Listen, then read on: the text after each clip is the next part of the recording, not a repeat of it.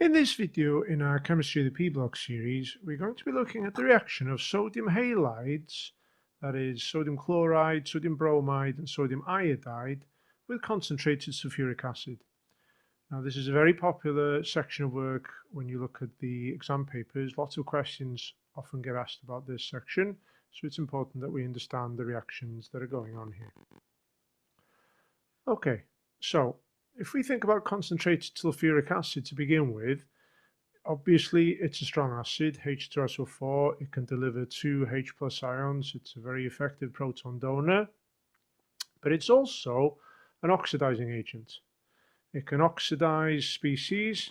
That means, if you remember, oxidation is loss of electrons, so that means it's quite good at taking electrons away from other species. It'll get reduced itself, but it's good at removing electrons from those species. The degree of oxidation for this set of reactions depends on the halide ion. Depends on whether we're dealing with a chloride, a bromide, or an iodide. So if we look at this picture, this shows three of the reactions that we're going to talk about here. So in this first one, we've got sodium chloride reacting with conc sulfuric acid. Not a lot appears to be going on there. Sodium chloride is a white powder, conc sulfuric acid is a clear liquid. Doesn't look like there's an awful lot happening there. We've got sodium bromide reacting with conc sulfuric acid in the second one, and clearly something different is going on there. And we've also got sodium iodide reacting with conc sulfuric acid in this third one. So the reaction varies depending on whether you're dealing with a chloride, a bromide, or an iodide.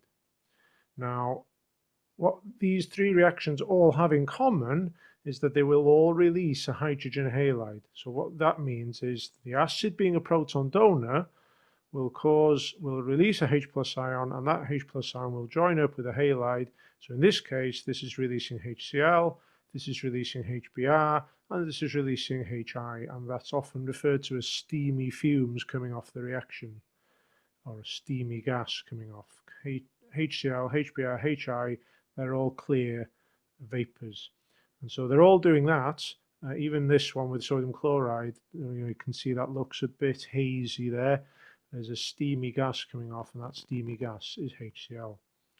However, the rest varies depending on whether we're dealing with the bromide or the iodide. So sulfuric acid will oxidize the halide to form the halogen if the halide is relatively easy to oxidize. Now, if you remember, we talked about in our previous videos, chlorine is the most electronegative element here. So when it forms a Cl minus, it is the ion that is most reluctant to give up electrons. So a chloride ion, once it's got an electron, it's not going to give that up. And sulfuric acid is not sufficiently good an oxidizing agent to rip that electron away from a chloride ion. And so there is no oxidation of that chloride ion here, which is why it looks like there's not a great deal happening.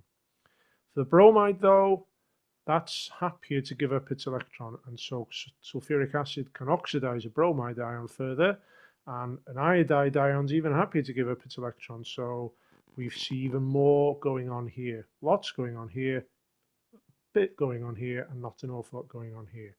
So the oxidation of the halide becomes easier the lower down the group we go. So what we're going to do in this video then is we're going to explore these three reactions in detail, and so we are clear exactly what's going on, and we could describe any observations that we need to in an exam question. Okay, so let's look at that first one, the one there didn't appear to be an awful lot happening. So here we've got the addition of conc sulfuric acid to sodium chloride. So here's a little video to show you. There's the acid going in, and we can immediately see, as it's added to the salt, sodium chloride is just common salt, there's bubbling going on here. And that bubbling starts emitting these steamy fumes coming off the neck of the test tube. And one way you can test that using universal indicator paper, and you put a piece in the neck of the test tube, lo and behold, it turns red. And that's because we've got HCl gas being given off here. We've also got sodium hydrogen sulfate formed, but that's formed in the reaction as another white solid, so you won't recognize that as forming. But the HCl, it's the steamy fumes we described coming off the neck of the test tube, hitting that universal indicator paper, and that's going red indicating that there are acidic fumes. Obviously, if we dissolve HCl gas in water, we've got hydrochloric acid, so it's no surprise that that is an acidic gas. But that is all that happens in this reaction. Nothing else happens. The HCl here doesn't get further oxidized by the sulfuric acid, but that does happen the lower down the group we go. So that's the simplest of the three. Right, next one then, conc sulfuric acid with sodium bromide. Okay, so here's our sodium bromide, white powder, there goes the acid. So we've got these steamy fumes, but there's also something else happening here. Immediately we can see that there is an orange substance being formed here.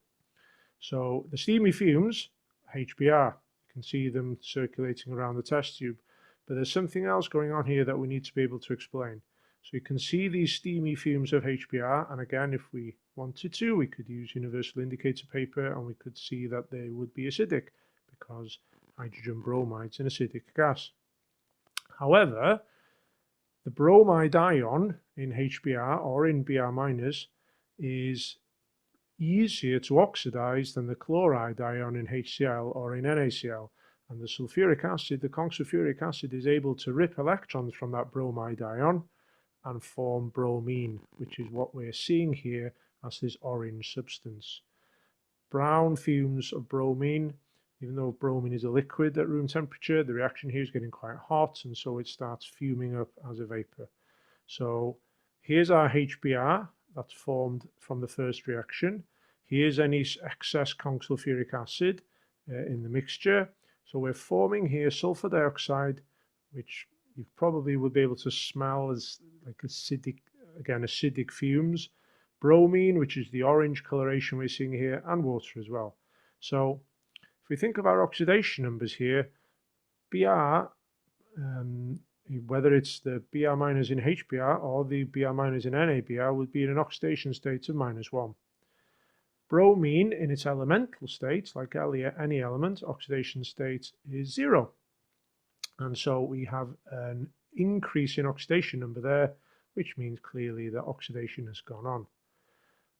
Obviously, when we have oxidation, there's also reduction going on. So what's being reduced is the sulfuric acid. So the sulfur in the sulfuric acid is in oxidation state +6. However, the sulfur in the SO2 is in oxidation state +4. And so there's a drop in oxidation number, so that's a reduction process going on. So this second reaction is more complex because there's a redox process going on. We don't get that in the first one because chloride ions are not going to be oxidized by conc sulfuric acid. Far too electronegative, they keep hold of their electrons, whereas bromide ions are not, or bromine is not as electronegative, so it doesn't hold on to electrons as well. So a bromide ion could well give up its electron and give it over to the sulfuric acid, being oxidized in that process. Okay, the third one then is the reaction of conc sulfuric acid with sodium iodide. Now there's an awful lot going on here. Okay, the first thing, acid's going in. Now I've slowed this down deliberately so you can see these misty fumes. Misty fumes appearing initially, and that's the HI forming, but after a few seconds we see more fumes with these dark fumes, these almost dark vapor, dark purple vapor. And so the initial reaction, we see the HI forming, but that HI very quickly gets oxidized by our sulfuric acid again. So iodide ions now, whether as HI or as NaI, are quite happy to give up their electrons. Remember, iodine is the least electronegative of the three halides we're looking at here, the one that is happiest to give up its electrons, and so oxidation state -1 to begin with there. Oxidation state 0, the purple fumes we're seeing here are iodine fumes coming off.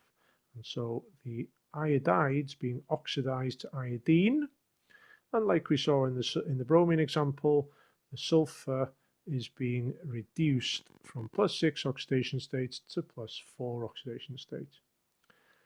Now you could think of this in one of two ways. You can either think, oh, the iodide's easily oxidized because it's happy to give up its electrons. Alternatively, you could think of it in terms of the iodide behaving as a reducing agent. and it's actually reducing the sulfur from +6 to +4. Likewise, you could have thought about the HBr being a fairly effective reducing agent, doing the same for the sulfur going from +6 to +4 in our earlier example. But in fact, HI is such a good reducing agent here that it can take that sulfur even further. It can reduce it further than SO2. And in fact, there are more products in this reaction. Hydrogen iodide sufficiently reacted to reduce the sulfur dioxide that we see here still further. It'll take it all the way down to sulfur, which is oxidation state 0, and even as far down as H2S, and the sulfur there is in oxidation state -2. Now, you don't need to know the reaction or the equation going on here.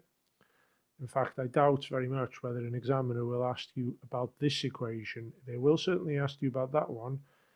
But what they are expecting you to know is that this HI is being oxidized by the sulfuric acid to iodine, and that the sulfuric acid is being reduced to sulfur dioxide, to sulfur, and to hydrogen sulfide. And a common question that's asked here is, what are the observations that you see here? You get a right witch's brew going on here. What can you observe? Well, there are several things you can observe. Initially, you can observe those steamy fumes of HI. Slow down the video and you could just about see those in the first few seconds before everything else kicks off. You should also have been able to observe the purple fumes of iodine vapor. They're clearly observed as well, and they come after the HI because that's getting oxidized to iodine. You may well, if you are unlucky enough to stick your nose in there, smell rotten eggs, because that's what H2S smells like.